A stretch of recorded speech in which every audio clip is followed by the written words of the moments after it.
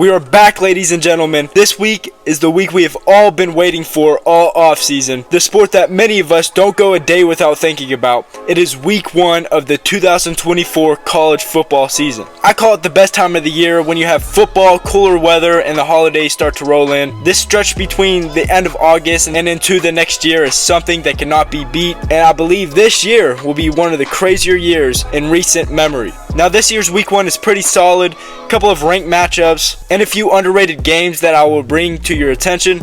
And not only do we get some of the great games this Saturday, we have a 5-day stretch of nothing but college football, starting Thursday night and ending Monday night with Florida State and Boston College. And we all know how Florida State did last week, so at first I didn't think the Monday night game would be interesting, but now I'm very interested in how Florida State comes back. I would love to hear some of your opinions about this video and about week 1 down in the comments, so make sure you go ahead and do that. And if you like my content, make sure you go like the video and subscribe to my YouTube channel. It really means a lot. Anyways, enough talk.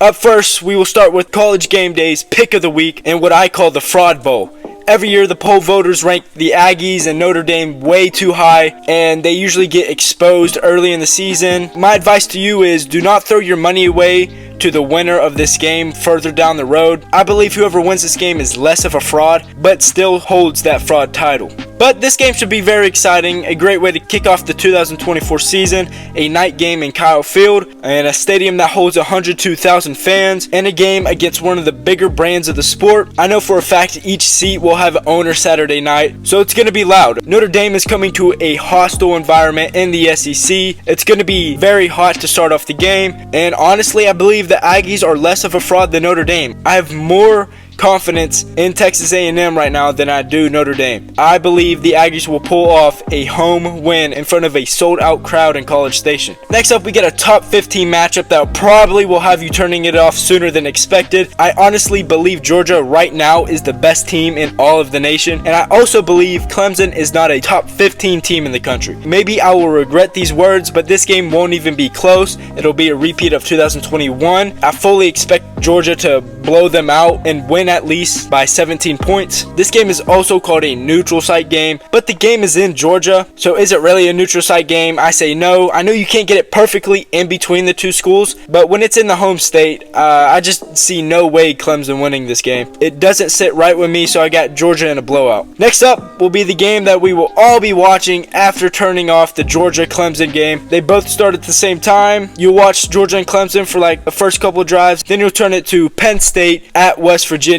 I will call this the upset watch of the week. Penn State traveling to Morgantown. It has upset written all over it. But when I say upset watch of the week, I don't believe the underdog will win this game, nor am I saying the underdog will lose this game. I'm just saying that it has the media's attention for the top dog losing. Like you'll hear it on College Game Day this weekend, you'll hear it from your dad and that random coworker who barely watch sports. They will all have no problem telling you that Penn State will lose this weekend or Penn State has a chance to lose this weekend. I'm here to tell you, whenever that happens, pick the top dog. Correct me if I'm wrong, but earlier in the offseason, this game was supposed to be a night game in Morgantown. And I guess Fox picked it up and made it a Fox Noon kickoff or whatever they like to call it. I hate Fox Noon kickoff. It's stupid. It sucks. It's horrible for the sport. We all know these big games should be played at night, and they really missed a big chance for having a feisty West Virginia team play under the lights against the number 8 team in the country. So with the time change and the media hype around this game,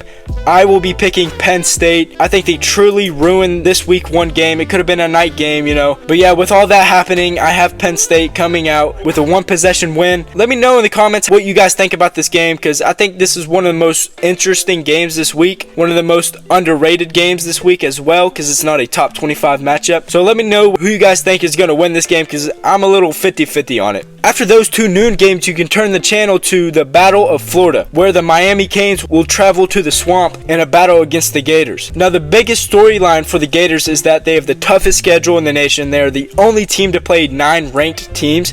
Should be 8 now, with Florida State losing. But nevertheless, they still have the toughest schedule in all of the nation. And so that means no matter the record by the end of the season, they will probably be better than what their record says. I believe Billy Napier has his team ready, and they're going to go up against a pretty good Miami team. And the storyline for Miami was all these key pieces coming in from the transfer portal, great recruiting by Mario Cristobal, and he's got himself a team. We've heard all offseason that Miami could be back. They could be back to their glory. They could be very good this year. That's all I heard. With all this media hype, I think the hype train dies this Saturday in Gainesville. I say the Florida Gators pull off the upset of the week against the Miami Hurricanes. I know it's a shocker. I may regret this decision, but I will stand by it. Call me out after the game if you want. Turning the page to the next day on Sunday with no NFL football, we have a huge game in the night slot, another neutral site game. We got USC and the Tigers of LSU. Now, not only is this game huge in terms of ranking and seeding, these two are the two of the bigger brands of college football, and the similarities of these two programs make it so much more exciting. There couldn't be a more perfect time